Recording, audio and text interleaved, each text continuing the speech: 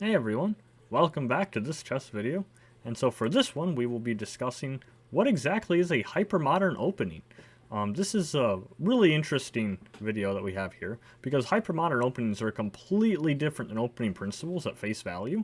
But when you actually investigate them deeper, it actually makes sense and kind of goes with opening principles, but you have to kind of understand those basic guidelines first. So basically my plan for this video is I'd like to share what is a hypermodern opening, show the kind of general game plan that all hypermodern openings share, and then after that we'll just show a few quick examples, just some types of positions that those kind of openings could get, and see how those actually play out. So if we just ignore black's moves, let's just focus on white, just say that, we move out, and then I'll just move this back. Actually, let's use the E pawn, let's go with the center, just to show this concept. And so if black was to be silly, or you just ignore their side, and they allow one side to get the center, usually white, because white goes first. That would be really bad opening principles from black's perspective, because they've given white the center.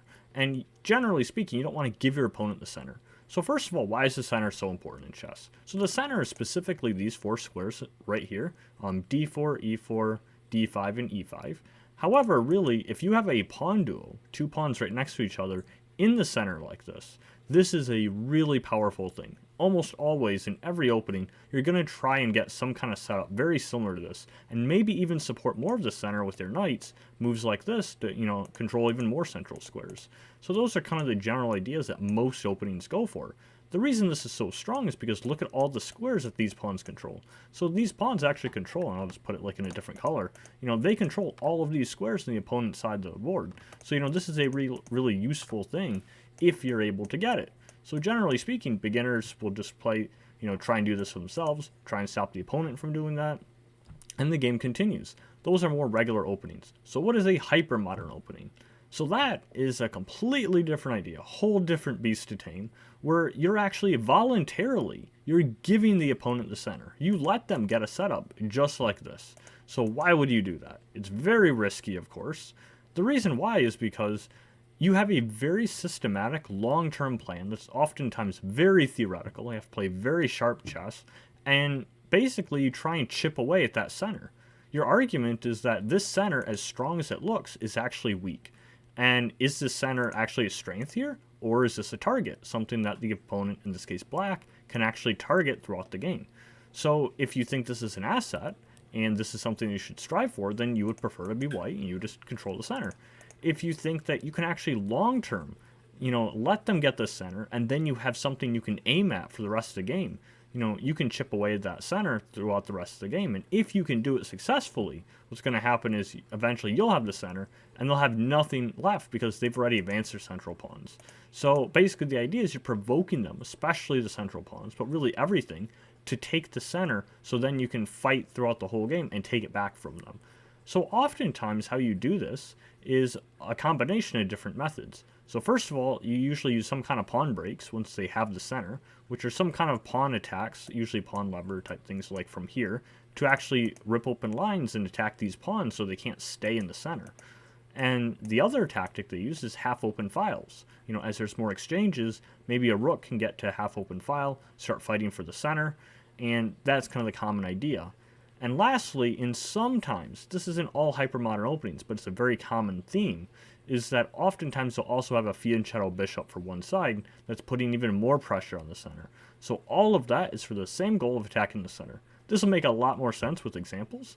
So let's actually go to an actual example, and we can kind of see what these hypermodern openings look like. So with all these examples, I'll only go until both sides castle, just so we kind of get a general sense of how the opening would go.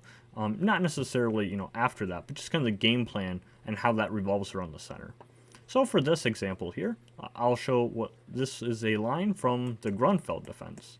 So here you play these moves for this, and when you play knight c3, the Grunfeld specifically is when black plays pawn to d5 here, which is very aggressive, but we're going to see how it lets white take the center. So of course they're going to grab here, but now you capture with the knight. And this provokes white from playing, into playing a move like pawn to e4. And so when they play pawn to e4 here, kicking black's knight, well, black actually wanted to play this move that normally is a mistake.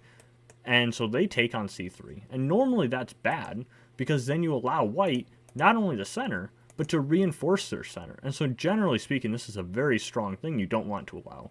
But with this very risky hypermodern opening, that's the whole part of the plan where you allow them to take the center just so you can fight against it. So we'll take a look at how they actually do that. So first of all, they play this fianchetto that we mentioned, bishop g7, putting more pressure on the center. And so of course, white is going to keep developing, because if they can control more of the center, like for example this square with their bishop, then they can hold it, they should be okay. White's whole plan here is try and hold the center for dear life, basically, as much as they can. And for the opponent, black, they're going to try everything they do, throw the kitchen sink at it, whatever it takes to try and fight this center. So the next move, I'll play here is pawn to c5. Very common idea here. You, again, provoke the center, and you just try and chip away even more. And so they're going to have to defend this. So they'll develop a move like knight to e2. We have knight c6, again putting more pressure on the center with this developing move. And so white has to defend this. So now they play like bishop to e3. And so finally we'll have both sides castle. And we'll kind of end the position here.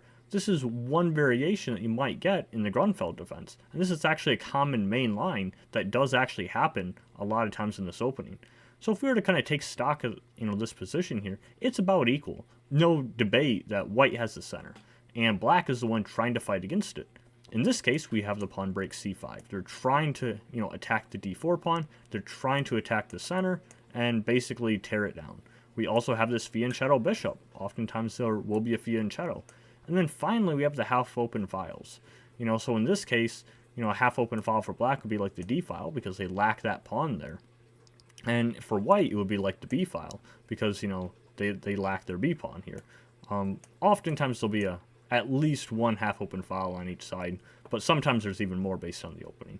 So that was one example. So now let's take a look at a different hypermodern opening and see how that looks like here. Okay, so for this one, we have what's known as Alekhine's defense. So here it's e4 and then knight f6. And I think a lot of intermediate and even beginner players don't play this because they see, well, I don't want to play this for black because what happens if they kick my knight with e5? And that makes a little more sense to play a move like, back instead of knight f6. If you don't want to get kicked, you might play like knight c6 or something and think that's safer. But the difference is here, remember, the hypermodern opening, we want them to kick us. We want them to advance. Because the idea is black is trying to induce white into taking the center. They think that white is going to get overextended. And then that center will actually become a target. So white is going to grab the center while they're able to. So after they move, they'll play like d4, reinforce their center, and say, if you give me the center, I'll just take it. Free space, I'll take it. Literally free real estate here.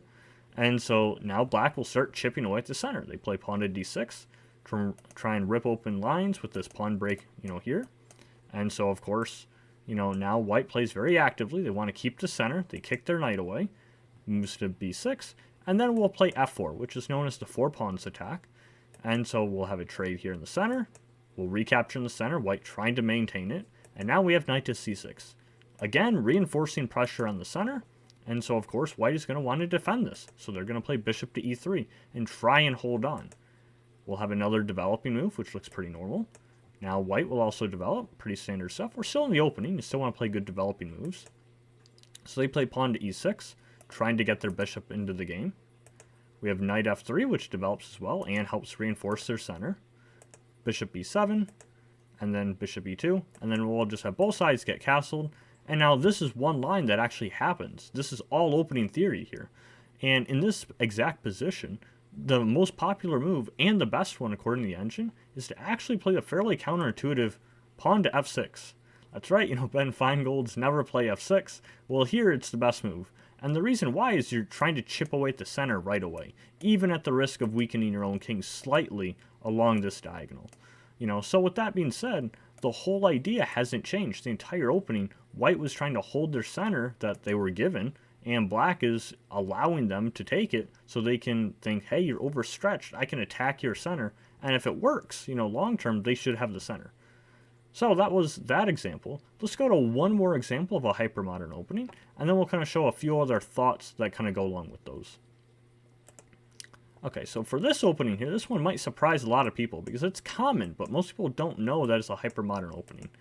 So after these moves, a lot of players will recognize that Yes, indeed, this is the King's Indian defense when we have here. And this is a very common opening, especially beginner to intermediate range. This is taught a lot because it's a very simple plan for black where you could only just play your normal Fee and Shadow moves. You get castled. It's good opening principles, and you generally don't get into trouble. Now, the problem with this, for some people, is that this is a hypermodern opening, and they might not realize that you're actually giving white the center as black here. So the idea is now you're going to immediately start contesting that center. So oftentimes you're going to play moves that are like c5 or e5, your common pawn breaks. Oftentimes you'll play f5 at some point, as thematic to this opening, which again is a pawn break. You're trying to have some kind of pawn lever on this e4 pawn. Very similarly, you're going to be developing your pieces in such a way that you can try and chip away at that white center. So let's play a few moves and see exactly how that looks. So we'll play like bishop to e2 here, play pawn to e5, immediately striking the center, and now white almost always advances with d5 because they want to keep the center closed since they're still uncastled in the center themselves. And so now we have a smidge advantage for white here in the sense that they have the center. These pawns for black, I'll just put them back in a different color just to kind of show. These pawns for black control a little bit of the center, but really white is a little bit of a space advantage here. They're the one with the better center. And so now black's whole plan is to actually fight against the center. And similarly, one idea they might have is the thematic pawn to f5. So maybe they'll play a move like knight to h5 to try and prepare that. White will castle, and maybe long term, black is actually going to try and prepare the move f5 and to try and start immediately chipping away at this white center. So those were 3 hypermodern examples for kind of what those positions look like. So now I just want to show a few comments, kind of more thoughts in general regarding these openings. So I'm going to go back to the Grunfeld defense, just because I really like the Grunfeld as a good hypermodern opening example, just because I think the ideas are really common and I want to say even representative of hypermodern openings. This is like your classic example because, the King's Indian defense we looked at, it's also hypermodern, but the center tends to be more closed. At least here we have a little bit more freedom with the half-open files. So the idea with these hypermodern openings, very risky, go back to the first few moves here, where you're letting them take the center. So like when we play this here, this is a very strong structure for white. You cannot allow the opponent to just keep this because they have all the control in the center. They have all the play. The reason the center is so important among many others is because you never know where the action is going to break out. And so by controlling the center, you have a lot of mobility because you're closer to any part of the board because your pieces can better control it from the center. You also have more scope. You're not cramped in the corner somewhere. So if you want to control more territory, it's like you're literally on the top of the hill. The center is a really valuable thing to have. Now, again, if you can actually undermine that center as your long-term plan, then that's when these hypermodern openings actually start to shine their whole strategy. Now, this is of course very risky because you can't just let this sit here forever. And if white can actually secure this safely, they're just simply going to be better because they followed opening principles and they have control of the center. So what black has to do is be very active, play very precise, and this is why these hypermodern openings tend to be very theoretical. You literally cannot miss one move, because if you just waste one move, you might give up the initiative, and now all of a sudden they can secure their center. So you have to strike immediately, and that's why you play a very forcing move like this, which is developing and attacking the center. They have to do something about this.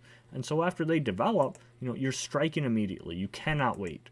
You'll have to develop as white, try and hold the center, and again, you reinforce the center and you try and strike. If they don't keep developing very precisely, you're going to take the center from them. And if they do hang on like this, and both sides castle, then from here the game continues and you still have very common ideas where you play against the center for literally the whole game. And so that is kind of the main idea behind the hypermodern opening. And the other thing I'll mention with this too is that with hypermodern openings, they tend to be very, very rigid. There isn't much flexibility in it. There are variations that you can go with, but generally speaking, you have to have a very systematic plan. Even if that plan looks slightly different with different moves, you really have to keep fighting against the center in a very similar way.